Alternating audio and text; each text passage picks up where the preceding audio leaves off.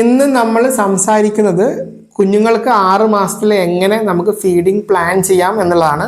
ആദ്യമായിട്ട് കട്ടിയാഹാരം കൊടുത്തു തുടങ്ങേണ്ടത് എങ്ങനെയാണെന്നുള്ളതാണ്. അപ്പോൾ ഇതിന് മുമ്പ് 3 വീഡിയോ ചെയ്തിട്ടുണ്ട്. നിങ്ങൾ ആദ്യം അതൊന്ന് ചെക്കൗട്ട് ചെയ്താൽ എങ്ങനെ ഒരു അമ്മക്ക് തയ്യാറെടുക്കാം എന്നുള്ളതാണ് അതിൽ പറയുന്നത്. അപ്പം 6 മാസത്തിൽ ഉള്ള നിങ്ങളുടെ കുട്ടിക്ക് ഫീഡിങ് കൊടുത്തു തുടങ്ങുമ്പോൾ നിങ്ങൾ ശ്രദ്ധിക്കേണ്ട കാര്യങ്ങളൊക്കെയാണ് ഇനി പറയുന്നത്. ആദ്യത്തെ ചോദ്യം, ഒരു ദിവസം എത്ര നേരം കുട്ടിക്ക് ആഹാരം കൊടുക്കണം? ഏകദേശം 2 തൊട്ട് 3 നേരം വരെ ഒരു ദിവസം ആഹാരം കൊടുക്കേണ്ടതുണ്ട്. അടുത്ത ചോദ്യം, ഒരു നേരം കൊടുക്കുമ്പോൾ അപ്രോക്സിമേറ്റ്ലി എത്ര ml ഫുഡ് വേണം? 35 to 40 ml ആണ് ഒരു നേരം കൊടുക്കേണ്ടത്. അത് നിങ്ങൾക്ക് മെഷറിംഗ് കപ്പിൽ മെഷർ ചെയ്തോ, അല്ല എന്നുണ്ടെങ്കിൽ നിങ്ങൾക്ക് സ്പൂണിൻ്റെ അളവിൽ എടുക്കുകയാണെങ്കിൽ ടേബിൾ സ്പൂണ് ഒരു 2 അല്ലെങ്കിൽ 3 ടേബിൾ സ്പൂണ്, ടീസ്പൂൺ അല്ല ടേബിൾ സ്പൂണ്, 10 ml ടേബിൾ സ്പൂണിലാകുമ്പോൾ 2 അല്ലെങ്കിൽ 3 ml. ഇനി അടുത്ത ചോദ്യം വരും, നിങ്ങൾ കുട്ടിക്ക് ആദ്യത്തെ ഫുഡ് കൊടുക്കുമ്പോൾ അത് എങ്ങനെ ആയിരിക്കണം എന്നുള്ളത്, എത്രമാത്രം ലൂസ് ആയിരിക്കണം എന്നുള്ളത്. അത് ഈ ഒരു കൺസിസ്റ്റൻസിയിലായിരിക്കണം കുട്ടിയുടെ ഫുഡ് എപ്പോഴും ഉണ്ടാവുക. എന്ന് പറഞ്ഞാൽ മിക്സിയിലോ അല്ലെങ്കിൽ ഇതുപോലത്തെ മിക്സറിലോ ഉപയോഗിച്ച് വളരെ സെമി സോളിഡ് രൂപത്തിലുള്ള ഫുഡ് വേണം കുട്ടിക്ക് കൊടുക്കാൻ. അത് പ്രോപ്പർ ആയിട്ടുള്ള സെമി സോളിഡ് ആണോ അല്ലയോ എന്ന് എങ്ങനെ നിങ്ങൾ പരിശോധിക്കാം? നിങ്ങൾ ഫുഡ് ഉണ്ടാക്കിയതിന് ശേഷം കുഞ്ഞിൻ്റെ ഭക്ഷണം ഒരു സ്പൂണിലെടുത്തിട്ട് ചെരിച്ചു നോക്കുക. ചെരിച്ചു നോക്കുന്ന സമയത്ത് ഇതുപോലെ താഴോട്ട് വരുന്നുണ്ട് എന്നുണ്ടെങ്കിൽ അതിന് അർത്ഥം കുട്ടിയുടെ ഫുഡിൽ വെള്ളത്തിൻ്റെ അംശം കൂടുതലാണ്. അപ്പം അത് തെറ്റാണ്. അങ്ങനെ ഒരിക്കലും ആവരുത്. നമ്മൾ കുട്ടീൻ്റെ ഫുഡ് ഉണ്ടാക്കിയതിന് ശേഷം സ്പൂണിൽ വെച്ച് ചെരിച്ചു നോക്കുന്ന സമയത്ത് വളരെ സ്ലോ ആയി താഴോട്ട് വരണം. ഇതുപോലെ സ്ലോ ആയി താഴോട്ട് വരണം. അങ്ങനെയാണെങ്കിൽ അർത്ഥം നിങ്ങൾ ഉണ്ടാക്കിയ കൺസിസ്റ്റൻസി വളരെ പെർഫെക്റ്റ് ആണ് എന്നുള്ളതാണ്. അപ്പം അങ്ങനെ ചെക്ക് ചെയ്തിട്ട് വേണം ആദ്യത്തെ മാസം നിങ്ങൾ ഇൻട്രൊഡ്യൂസ് ചെയ്യുമ്പോൾ കൊടുക്കേണ്ടത്. ഇനി അടുത്ത ചോദ്യം, എന്ത് കൊടുക്കണം? അതാണ് എല്ലാ പാരൻസിൻ്റെയും കൺസേൺ, എന്ത് കൊടുക്കണം എന്നുള്ളത്. അപ്പം അത് ഒരു കുട്ടിയുടെ പ്ലേറ്റിൽ ഉണ്ടായിരിക്കേണ്ട 7 തരം വിഭവങ്ങളുണ്ട്, 7 ടൈപ്പ് ഓഫ് ഫുഡ്സ്. അതാണ് ഇപ്പം ഞാൻ കാണിക്കുന്നത്. ഇത് നിങ്ങളൊന്ന് സ്ക്രീൻഷോട്ട് എടുത്ത് വെച്ചോളൂ. ഈ 7 ടൈപ്പ് ഫുഡ് നമ്മളെ കുട്ടിയുടെ ഫീഡിങ് പ്ലേറ്റിൽ വേണം. ഏതൊക്കെയാണ് 7 ടൈപ്പ്? First one, grace. അതിൽ നമ്മൾ ഇന്ത്യൻസ് ഉപയോഗിക്കുന്നത് റൈസ് അല്ലെങ്കിൽ വീറ്റ് ആണ് സാധാരണ ഉപയോഗിക്കുക. പൊട്ടാറ്റോ അതിൽ പറ്റും, സ്വീറ്റ് പൊട്ടാറ്റോ ഒക്കെ ഈ ഗ്രൂപ്പ് പെട്ടതാണ്, ഫസ്റ്റ് ഗ്രൂപ്പ് പെട്ടതാണ്. രണ്ടാമത്തത് ലെഗ്യൂംസ് ആൻഡ് നട്ട്സ്, നമ്മളെ പയറ് വർഗ്ഗങ്ങൾ. മൂന്നാമത്തത് ഫ്രൂട്ട്സും വെജിറ്റബിളും, വൈറ്റമിൻ എ റിച്ച് ആയിട്ടുള്ള ഫ്രൂട്ട്സും വെജിറ്റബിളും.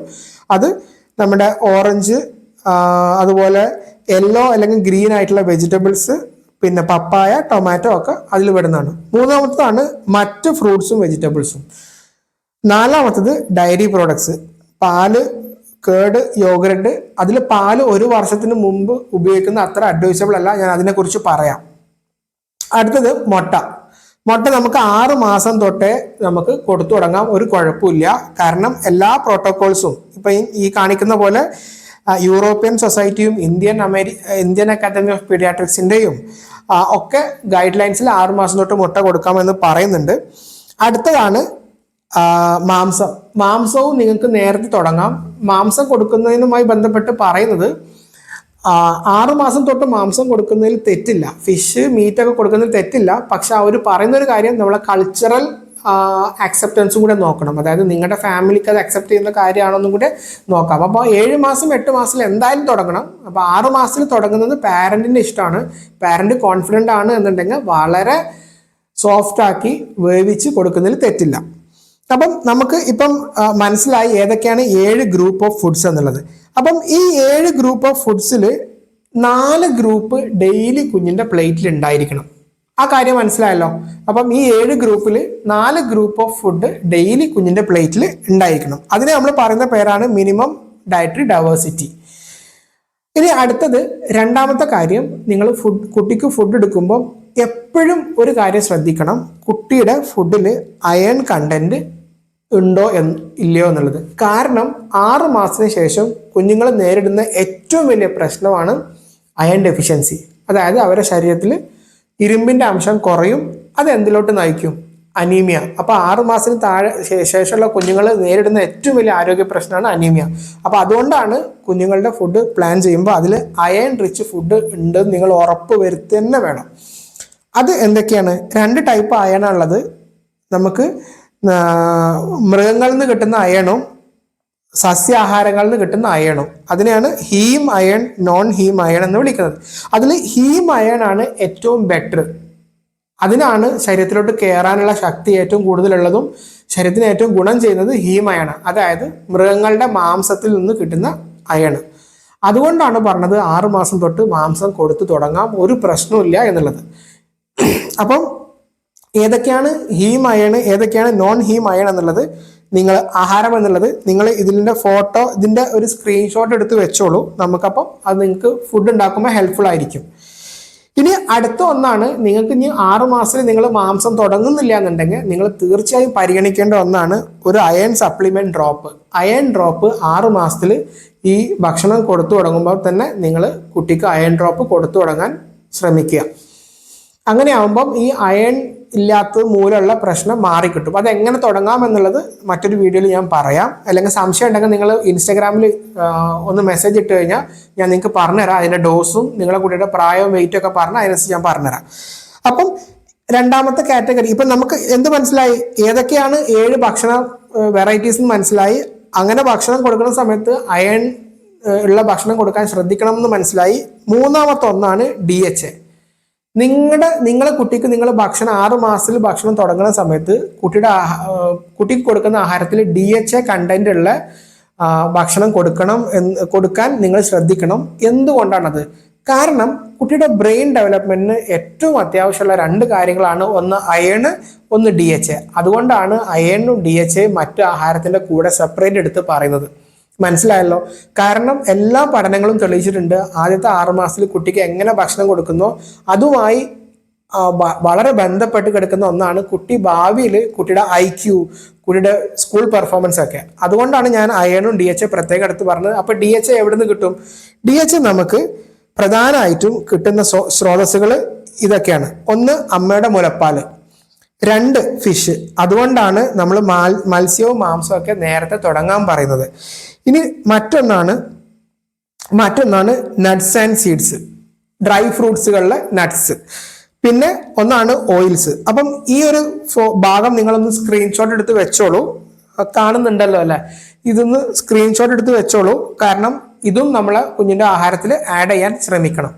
അപ്പം നമുക്ക് ഇത്രയും നേരം എന്ത് മനസ്സിലായി? ഒരു ദിവസം എത്ര നേരം ഭക്ഷണം വേണം, ഒരു ദിവസം എത്ര എമൗണ്ട് ഭക്ഷണം വേണം, കൊടുക്കുന്ന ഭക്ഷണത്തിന്റെ ലൂസ് എത്രമാത്രം ആയിരിക്കണം, അതെങ്ങനെ പരിശോധിക്കാം.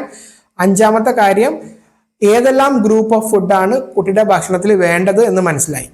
ഇനിയാണ് നിങ്ങളുടെ എല്ലാം സംശയം, എങ്ങനെ ഇപ്പൊ ഏതെല്ലാം ഭക്ഷണം വേണമെന്ന് മനസ്സിലായി, അത് എങ്ങനെ തുടങ്ങാം, സ്റ്റെപ്പ് ബൈ സ്റ്റെപ്പ് ആയിട്ട് എങ്ങനെ തുടങ്ങാം, അതാണ് ഇനി പറയുന്നത്.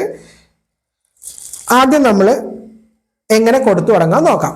അപ്പൊ നമ്മൾ ആദ്യം 6 മാസമായ ഒരു കുട്ടിക്ക് ആദ്യം ഒരു ഭക്ഷണം, ഏതെങ്കിലും ഒരു ടൈപ്പ് ഓഫ് ഫുഡ് വെച്ചിട്ട് വേണം തുടങ്ങാൻ.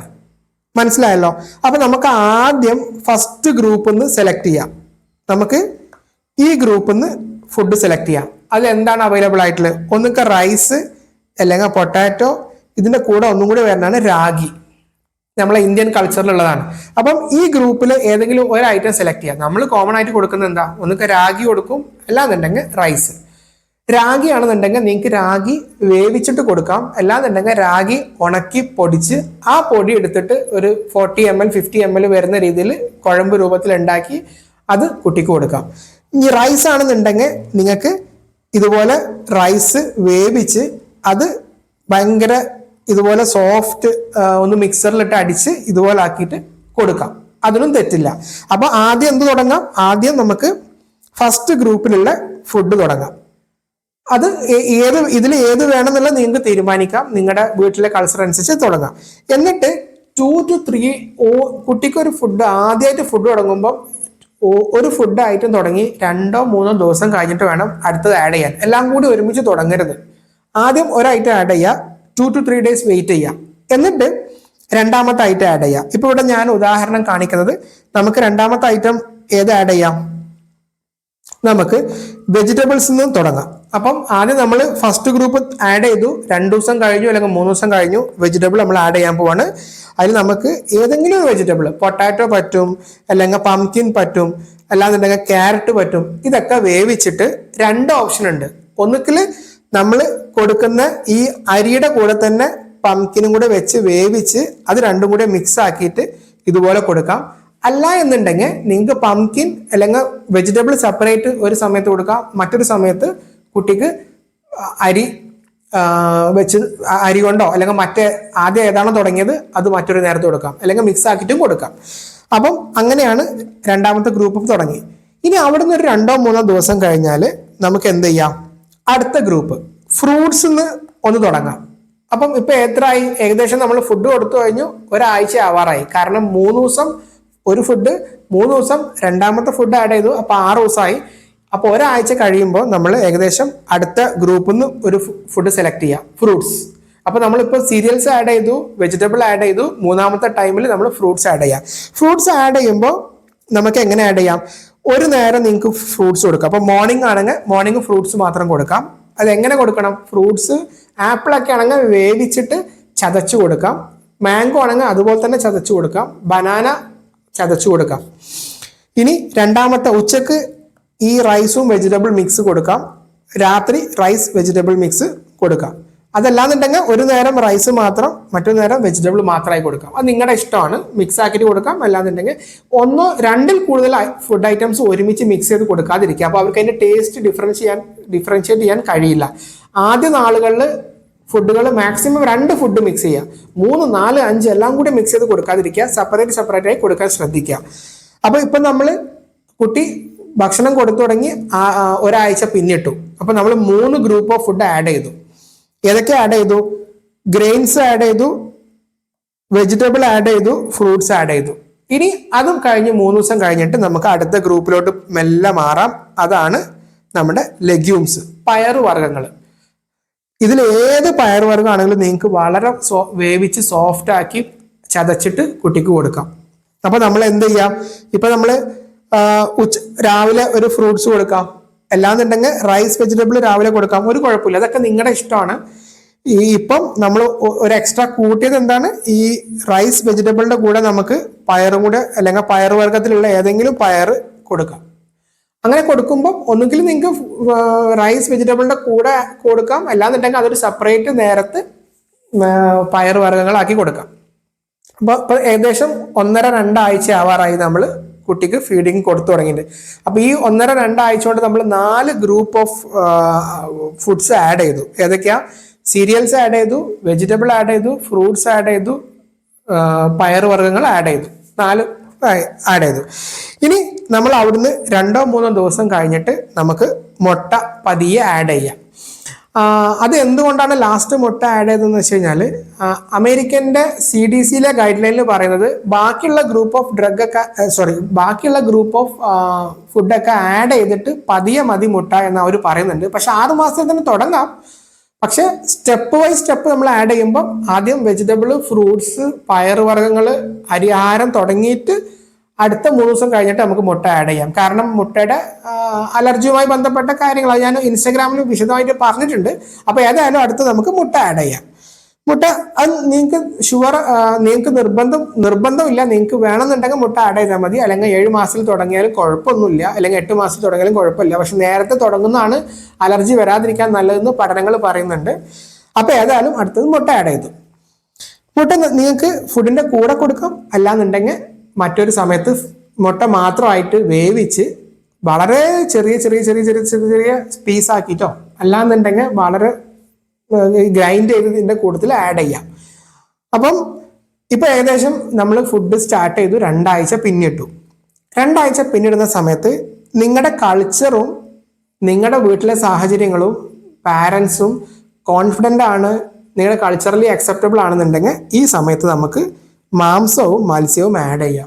കാരണം 2 ഗൈഡ് ലൈൻസ്, ഒന്ന് നമ്മുടെ ഗൈഡ് ലൈൻസ്, ഇന്ത്യ ഗവൺമെന്റ് 6 മാസത്തിന് ശേഷം കുട്ടിക്ക് എങ്ങനെ ഫുഡ് കൊടുക്കണം എന്ന് പഠിപ്പിക്കുന്ന ഗൈഡ് ലൈൻസിലും പറയുന്നത് 6 മാസത്തിൽ മത്സ്യം അതുപോലത്തെ ആഹാരങ്ങൾ തുടങ്ങണം എന്ന് തന്നെയാണ്.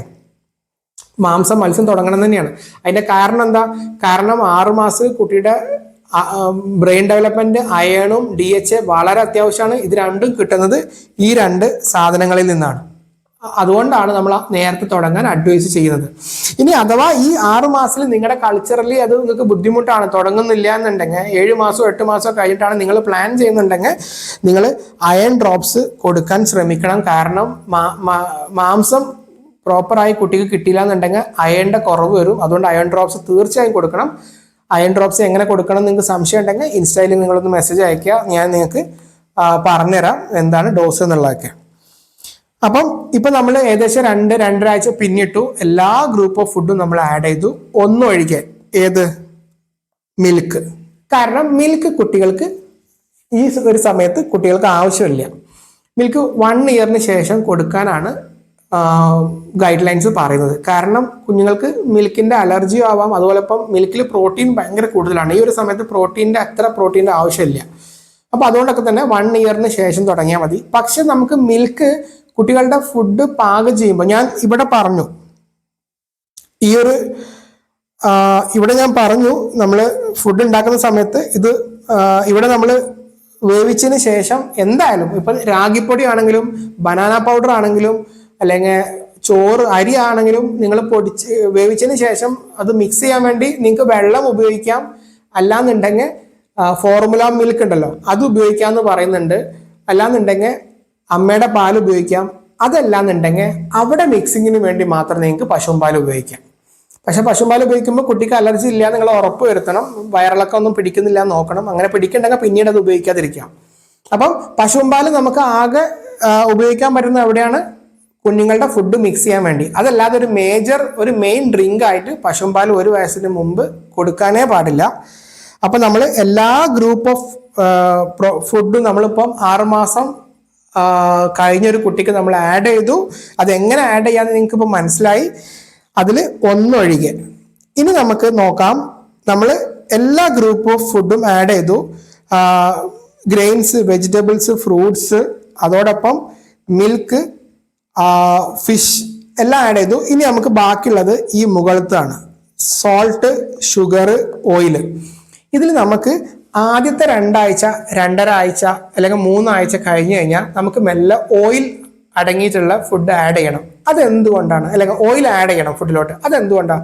കാരണം നമ്മുടെ എസ്പെഗാൻ, അതായത് European society of pediatric gastro എൻട്രോളജിയുടെ 2017 ഗൈഡ് ലൈനിൽ പറയുന്നുണ്ട്, ഒരു കുട്ടിയുടെ 6 മാസം തൊട്ട് 12 മാസം വരെയുള്ള കുട്ടിയുടെ ഫുഡിലെ 40% എനർജി ഫാറ്റ്, അതായത് ഓയിലിൽ നിന്ന് വരണം എന്നവർ പറയുന്നുണ്ട്. അപ്പൊ അതിന് കാരണം അതിന്റെ തെളിവ് ഞാനിപ്പം നിങ്ങൾക്ക് സ്ക്രീനിൽ കാണിക്കാം. ഇതാണ് ആ ഗൈഡ് ലൈൻ. ഇത് 2017 യൂറോപ്യൻ സൊസൈറ്റി ഇറക്കിയ ഗൈഡ് ലൈൻ ആണ്. അതിലവർ പറയുന്നത് 40% എനർജി 6 മാസം 6 to 12 മന്തിലുള്ള ഒരു കുട്ടിയുടെ ഭക്ഷണത്തിന്റെ 40% ഫാറ്റ് നിന്നായിരിക്കണം.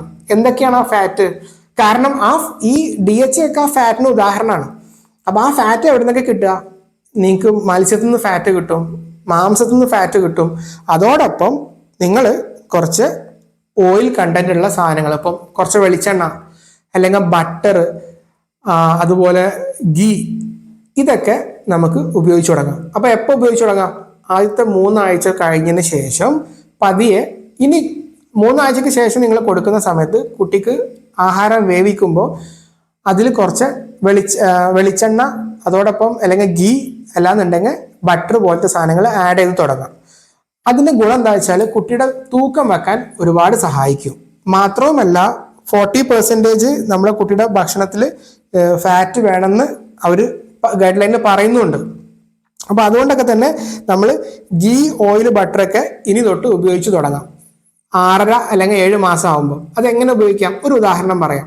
ഇപ്പൊ നിങ്ങൾ കുഞ്ഞിന് പയർ കൊടുക്കുകയാണ്, അല്ലെങ്കിൽ ഡ്രൈ ഫ്രൂട്ട്സ് എന്തെങ്കിലും കുട്ടിക്ക് കൊടുക്കുകയാണ്, അല്ലാന്നുണ്ടെങ്കിൽ ബനാന, അങ്ങനെയൊക്കെ ഉണ്ടാക്കുന്ന സമയത്ത് അത് ഒരു പാനിലിട്ട് കുറച്ച് ഗീ ഒഴിച്ചിട്ട് റോസ്റ്റ് ചെയ്തിട്ട് നിങ്ങൾക്ക് മിക്സിയിലിട്ട് അടിച്ചു കൊടുക്കാം.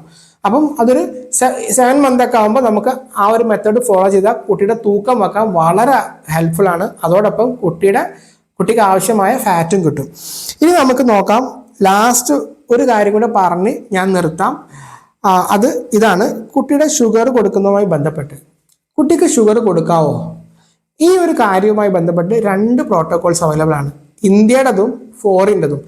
ഫോറിൻ ഗൈഡ് ലൈൻസിലെല്ലാം പറയുന്നത് കുട്ടിക്ക് ഷുഗർ 1 വയസ്സ് അല്ലെങ്കിൽ 2 വയസ്സ് വരെ നമ്മൾ എക്സ്ട്രാ ഷുഗർ ആഡ് ചെയ്യേണ്ട എന്നുള്ളതാണ്.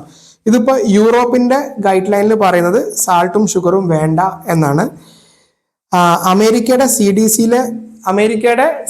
സിയിലെ ഗൈഡ് ലൈനിൽ അവർ പറയുന്നത് കുട്ടിക്ക് സോൾട്ടും ഷുഗറും വേണ്ട എന്ന് തന്നെയാണ്. അപ്പം ഇതിലിപ്പോൾ നിങ്ങൾക്ക് കാണാം സി ഡി സിയുടെ ഗൈഡ് ലൈനിൽ അവർ പറയുന്നുണ്ട് സോൾട്ടും ഷുഗറും വേണ്ട എന്നുള്ള കാര്യം. അതിലിപ്പോൾ നിങ്ങൾക്ക് സി ഡി സിയുടെ ഗൈഡ് ലൈൻ ഇപ്പോൾ ഞാൻ ഇപ്പോൾ കാണിക്കുന്നത് അതിൽ 24 മന്ത് വരെ ആഡഡ് ഷുഗർ വേണ്ട എന്ന് തന്നെയാണ് പറഞ്ഞത്.